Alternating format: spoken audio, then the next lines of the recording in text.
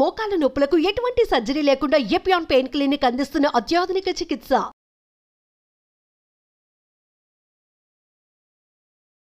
ధన్వంతరి నమః. Dear friends, నా పేరు professor doctor T Venugopalarao, Ojas Ayurvedic centre, Chikkadpally, Hyderabad. Friends, ఈరోజు జుట్టు రాలడం అనే సమస్యకి అద్భుతమైన ఆయుర్వేద తైలము ఈరోజు మీరు చూస్తారు. ముఖ్యంగా జుట్టు రాలడం అనే సమస్య చిన్న పెద్ద ఆడ మగ అనే తేడా లేకుండా చాలా మందిలో ఈ మధ్యకాలంలో మనం చూస్తున్నాం. దానికి ఆహారానికి సంబంధించిన కారణాలు కావచ్చు, తర్వాత లైఫ్ స్టైల్కి సంబంధించిన కారణాలు కావచ్చు, ఏవైనా ఉండనియండి, తర్వాత న్యూట్రిషనల్ డెఫిషియన్సీకి సంబంధించిన కారణాలు ఏవైనా ఉండండి. దీంతో ఆందోళన మొదలవుతుంది. తర్వాత రకరకాల తైలాలు అంటే హెయిర్ ఆయిల్స్, హెయిర్కు సంబంధించిన న్యూట్రిషనల్ ప్రోడక్ట్స్, ఇవన్నీ కూడా ప్రయత్నాలు చేస్తూ ఉంటారు. కానీ కొంతమందిలో హెయిర్ ఫాల్ సమస్య అనేది తగ్గకుండా ఉంటుంది. సో ఇలాంటి సమస్యను మనం పరిష్కారం చేసుకోవడానికి ఆయుర్వేదంలో ఒక అద్భుతమైన తైలము, దాని పేరు ఆదిత్యపాక కేశతైలము అంటారు. ఆదిత్యపాక కేశతైలం. ఫ్రెండ్స్, దీని గురించి నేను వివరంగా చెప్తాను.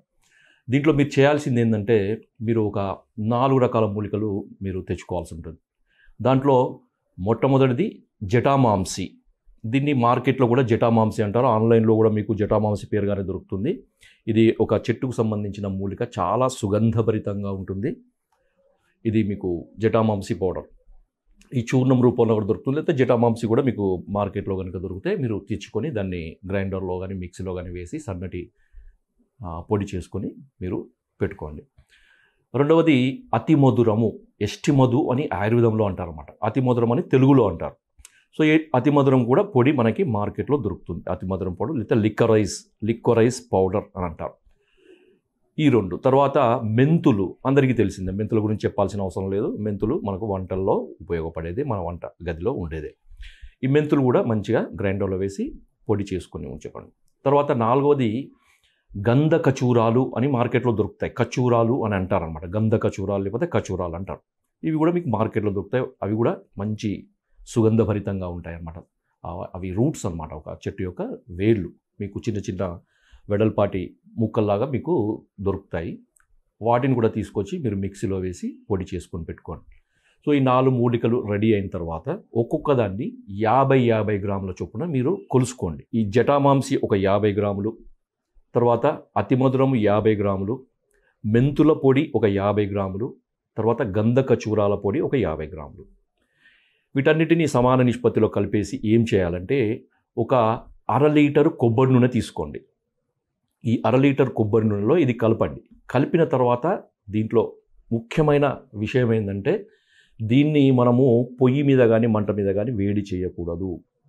దీనికి ఆయుర్వేదంలో మనకి చెప్పిన పద్ధతి ఏంటంటే, మీరు ఈ తైలంలో ఈ పొడులన్నీ వేసిన తర్వాత ఒక పెద్ద గాజు బాటిల్ తీసుకోండి, గాజు సీసా తీసుకోండి, లేకపోతే గాజు వెడల్పాటి ఏదైనా గ్లాస్ కంటైనర్ తీసుకొని దాన్ని ఎండలో పెట్టాలన్నమాట. చూడండి మీరు డియర్ ఫ్రెండ్స్, ఇప్పుడు మనకు మంచి ఎండలుండే ఎండాకాలం కదా, ఏప్రిల్ మే.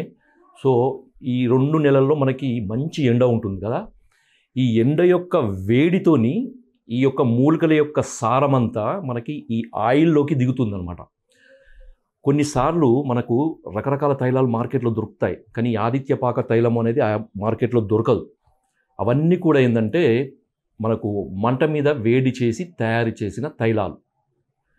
ఈ ఆదిత్యపాక తైలం యొక్క విశేషత ఏంటంటే, ఈ మూలికలలో ఉండే సారము, అంటే కొంచెం ఏదైతే సారం అవసరమో, అంటే కొన్ని సున్నితమైన కొన్ని సెన్సిటివ్ ఆల్కలాయిడ్స్ యొక్క సారం అంతా కూడా మనకి ఈ సూర్యరశ్మి యొక్క ఒక నిర్దిష్టమైన వేడి వల్ల, ఆ వేడి అనేది ఎక్కువ ఉండదు. మనము మంటలో ఉండే హై టెంపరేచర్ అనేది మనకు ఈ ఎండలో టెంపరేచరు చాలా తక్కువగా ఉంటుంది. ఆ మాత్రం టెంపరేచరే ఈ తైలంకు సరిపోతుందన్నమాట. ఎందుకంటే ఆ మాత్రం ఉష్ణోగ్రతకే మూలికలలో ఉండే సారం అనేది ఈ కొబ్బరి నూనెలోకి వస్తుంది. అంతకంటే ఎక్కువ వేడి, అంటే మనము మంట మీద కనుక వేడి చేసి తయారు చేస్తే దానికి అవసరమైన ఎసెన్షియల్ కొన్ని సూక్ష్మమైన సున్నితమైన ఆల్కలైడ్స్ అనేవి ఎగిరిపోతాయి అన్నమాట. ఆదిత్యపాక తైలం యొక్క విశేషత ఏంటంటే, దాంట్లో ఉండే ఈ హెయిర్ ఫాల్కు సంబంధించిన కొన్ని రకాల ఔషధ గుణాలు అనేవి తొందరగా మనకి ఈ తైలంలోకి వస్తాయన్నమాట. అయితే తైలాన్ని మనము ఎండలో పెట్టినప్పుడు జాగ్రత్త తీసుకోవాలి. ఒకటి ఏంటంటే దుమ్ము పడకుండా చూసుకోవాలి. తర్వాత దీన్ని 7 రోజులు కంటిన్యూస్గా ఎండలోనే ఉంచాలన్నమాట. సో దానికి మీరు సరైన జాగ్రత్తలు తీసుకోండి. ఏదైనా పురుగు పుట్ర పడకుండా, లేదంటే దుమ్ము ధూళి అలాంటివి పడకుండా మీరు ఒక గాజు పాత్రలో తీసుకుంటారు కదా, ఆ గాజు పాత్ర మీద ఇంకొక గాజు ఏదైనా పెట్టేసేయండి, గ్లాస్. సో దానివల్ల ఏమవుతుందంటే మనకి ఈ ఎండ వేడి అనేది మనకు డైరెక్ట్గా ఈ తైలంలోకి తగలవడం వల్ల ఏమవుతుందంటే ఒక రకమైన వేడి ఉష్ణత ఆ తైలంలోకి పోయి దాంట్లో ఉండే సారమంతా కూడా ఈ కొబ్బరి నూనెలోకి దిగుతుంది. 7 రోజులు ఖచ్చితంగా ఉంచండి. అందుకనే మనకి సూర్యరశ్మి వేడి ద్వారా తయారయ్యే తైలం కాబట్టి ఆదిత్య పాక తైలము అని అన్నారనమాట. సో దీనికి నిర్దిష్టమైన గుణాలు ఉంటాయి.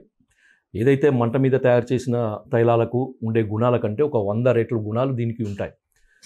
ఇలా తయారైన తర్వాత మీరు 7 రోజులు ఉంచిన తర్వాత ఏం చేయండి అంటే మీరు దాన్ని వడపోసేయండి. మంచి సన్నటి ఏదైనా క్లాత్ లేదంటే ఏదైనా ఫిల్టర్ కానీ ఏదైనా తీసుకొని దాంతో మంచిగా దాన్ని వడపోసుకొని ఒక బాటిల్లో పెట్టుకొని ఉంచుకుంటే మీకు ఈ తైలము రెడీగా ఉంటుంది. ఒక అద్భుతమైన ఆదిత్యపాక తైలము, కేశతైలం, ఆదిత్యపాక కేశతైలం తయారైపోయింది మీకు.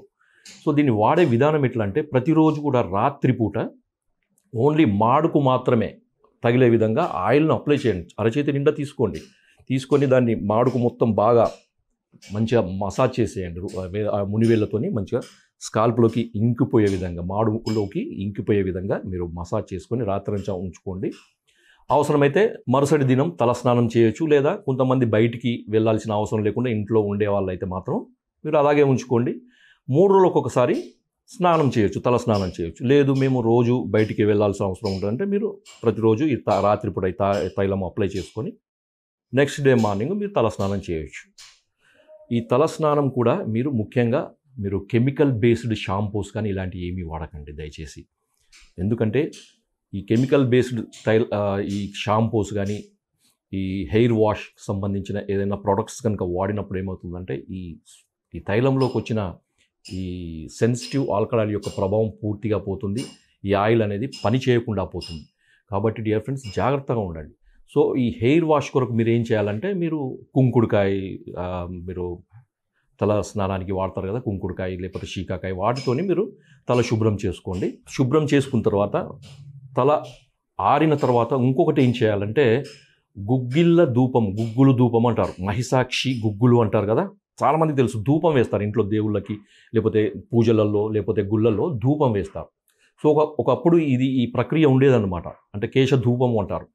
సో ఈ బొగ్గుల మీద ఈ మహిషాక్షి గుగ్గులం వేసి ఆ పొగ ఈ తలకి లేదా ఈ జుట్టంతా స్ప్రెడ్ అయ్యే విధంగా ఒక 10 నిమిషాల పాటు మీరు ఈ ధూపం పట్టించండి. ఆ వెంట్రుకలకి పట్టించిన తర్వాత మీరు మామూలుగా మీరు జుట్టు దువ్వుకోవడము, జుట్టు అల్లుకోవడం చేసుకోవచ్చు.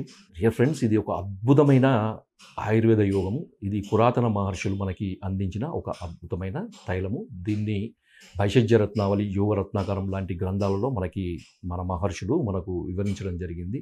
ఆదిత్యపాక తైలంలో ఇంకా వాడే ఇతర మూలికలు ఉన్నాయి, కొన్ని దొరుకుతాయి, కొన్ని దొరకవు. కాబట్టి సింపుల్గా దొరికే మనకు ఈ మూలికలతోని మనం ఈ తైలం తయారు చేసుకోవచ్చు. క్రమక్రమంగా మీరు వాడుతూ ఉంటే ఏంటంటే ఒక 3 నుంచి 6 వారాల్లో మీకు ముందుగా హెయిర్ ఫాల్ అనేది ఖచ్చితంగా తగ్గుతుంది. 100%, 100% హెయిర్ ఫాల్ అనేది తగ్గిపోతుంది. తర్వాత కొత్త హెయిర్ కూడా వస్తుందన్నమాట.